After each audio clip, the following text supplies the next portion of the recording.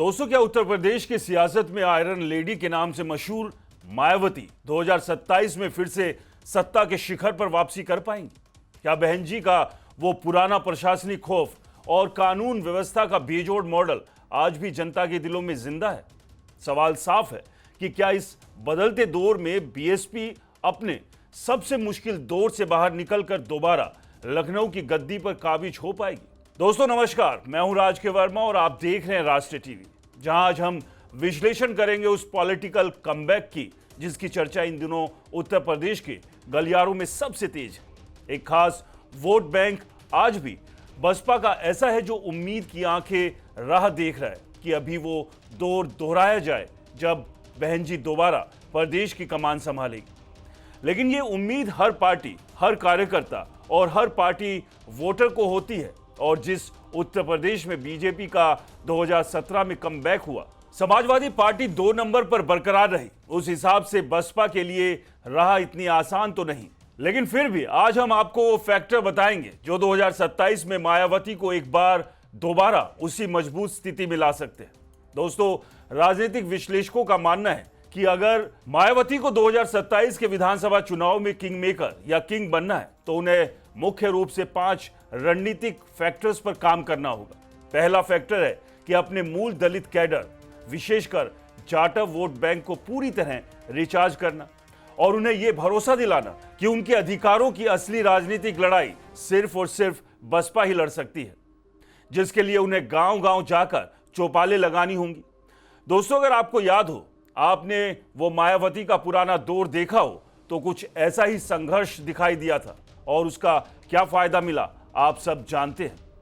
इस core factor को विश्लेषक आज के संदर्भ में सबसे अहम मान रहे हैं, क्योंकि इसी जाटव वोट बैंक की बदौलत बसपा ने फर्श से अर्श तक का सफर तय किया था। विश्लेषक आज भी ये मानते हैं कि आज जब भाजपा और समाजवादी पार्टी जैसी बड़ी ताकतें इस कोर कैडर में लगातार सेंध लगा रही है, तो मायावती को अपने इसी पुराने संघर्ष वाले आक्रामक मॉडल पर लौटना होगा। इसके तहत पार्टी को केवल लखनऊ के दफ्तर से निर्देश जारी करने के बजाय सेक्टर और बूथ स्तर पर जाकर कैडर कैंप दोबारा शुरू करने होंगे, जहां दलित समाज को यह याद दिलाया जा सके कि बाबा साहब डॉक्टर भीमराव अंबेडकर के मिशन और मान्यवर काशीराम के संघर्ष को केवल बसपा ही आगे बढ़ा सकती है।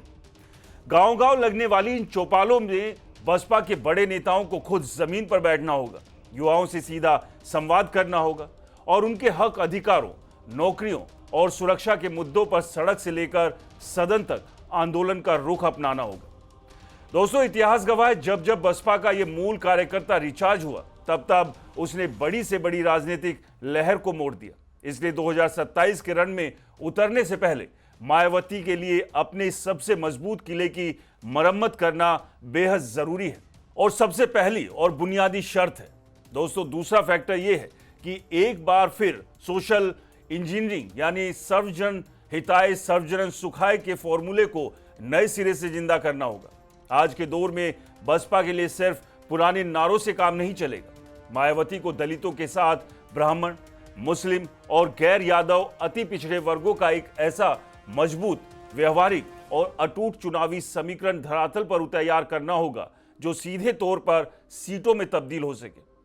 इस रणनीति के तहत मायावती को ब्राह्मण समाज के भीतर पैदा हुए कथित राजनीतिक उपेक्षा की भावना को भुलाने के लिए सतीश चंद्र मिश्रा जैसे कद्दावर नेताओं को फिर से आगे करना होगा और साथ ही प्रबुद्ध वर्ग सम्मेलनों की झड़ी लगानी होगी, ताकि अगड़ी जातियों को यह भरोसा मिले कि बसपा राज में उनका पुराना सम्मान और राजनीतिक हिस्सेदारी सुरक्षित है। इसके साथ ही समाजवादी पार्टी और कांग्रेस के पाले में जा रहे मुस्लिम मतदाताओं को ये जमीनी गणित समझाना होगा कि भाजपा को सीधे मुकाबले में हराने के लिए दलित मुस्लिम का स्वाभाविक गठजोड़ ही सबसे बड़ा और अचूक हथियार है।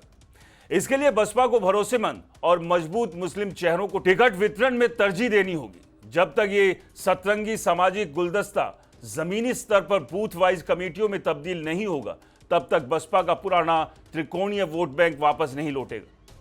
इस पूरे ताने बाने को धार देने के लिए बसपा को अपनी पुरानी कैडर आधारित शैली को थोड़ा लचीला बनाना होगा, जहां समाज के हर वर्ग को यह महसूस हो कि सत्ता में आने पर सिर्फ एक जाति विशेष का नहीं बल्कि सर्वजन का विकास और सुरक्षा तय होगी। और इसके लिए जमीनी स्तर पर भाईचारा कमेटियों को ब्लॉक से लेकर जिला स्तर तक 24 घंटे सक्रिय रखना होगा ताकि संवाद की खाई को पाटा जा सके।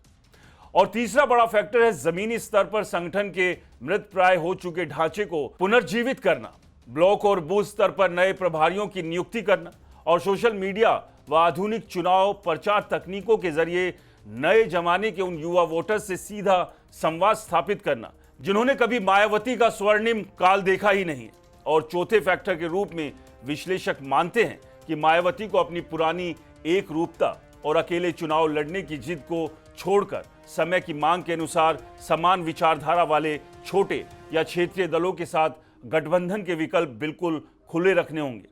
ताकि वोटों का बिखराव रुक सके।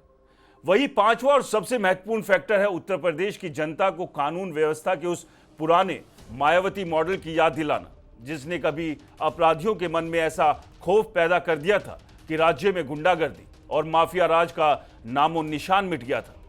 अगर हम इतिहास के पन्नों को पलटे और उन बुनियादी फैक्टर्स का जिक्र करें जिनकी वजह से वो साल 2007 में पूर्ण बहुमत के साथ सरकार में आई थी, तो वो दौर भारतीय राजनीति में सोशल इंजीनियरिंग का सबसे सफल और ऐतिहासिक प्रयोग था। उस वक्त मायावती ने हाथी नहीं गणेश है, ब्रह्मा विष्णु महेश है का नारा देकर सदियों पुरानी सामाजिक और जातीय दूरियों को पूरी तरह पाट दिया था और दलित ब्राह्मण गठजोड़ का एक ऐसा अकल्पनीय सामाजिक ताना बाना तैयार किया था जिसने विरोधी दलों के पारंपरिक समीकरणों को पूरी तरह से ध्वस्त कर दिया।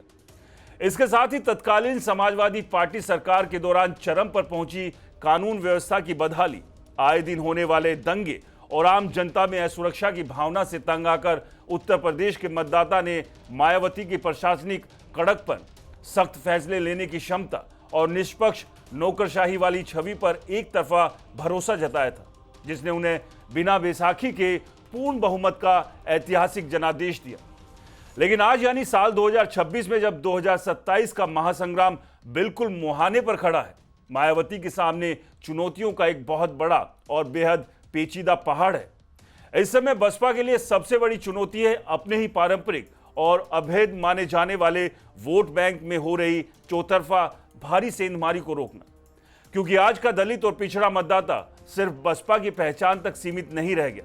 भारतीय जनता पार्टी की मुफ्त राशन और आवास जैसी लाभार्थी वो कल्याणकारी योजनाएं और समाजवादी पार्टी का पीडीए यानी पिछड़ा दलित अल्पसंख्यक फॉर्मूला बसपा के बेस वोट बैंक को लगातार अपनी ओर बड़ी संख्या में खींच रहा है। अगर हम क्षेत्रीय समीकरणों की बात करें तो बसपा के लिए सबसे बड़ा सिरदर्द पश्चिमी उत्तर प्रदेश और पूर्वांचल की बदलती सियासी जमीन बन चुकी है।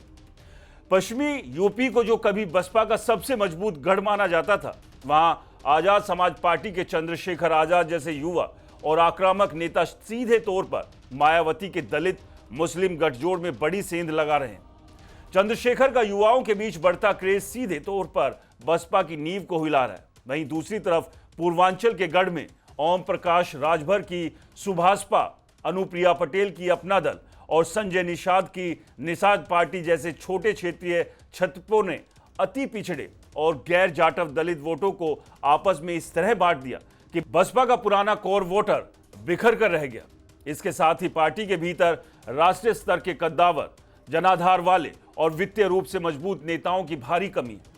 मायावती को अपनी रैलियों, दौरों और जनता के बीच भौतिक उपस्थिति में आई अत्यधिक कमी अलग दिखाई देती है और विपक्ष के तौर पर सड़क पर उतरकर आंदोलन ना करने के कारण जनता के बीच अपनी आक्रामकता साबित ना कर पाना इस चुनौती को और ज्यादा पेचीदा बना रहा है। ऐसे में पूरे देश की नजर उत्तर प्रदेश पर टिकी है कि क्या मायावती इन तमाम ऐतिहासिक, क्षेत्रीय और समसामयिक चुनौतियों को पार कर 2027 के इस सबसे बड़े सियासी रण में सत्ता के सिंहासन पर फिर से बहन जी बनकर दहाड़ पाती है, या बसपा का ये हाथी इस बार रेस से पूरी तरह बाहर हो जाता है।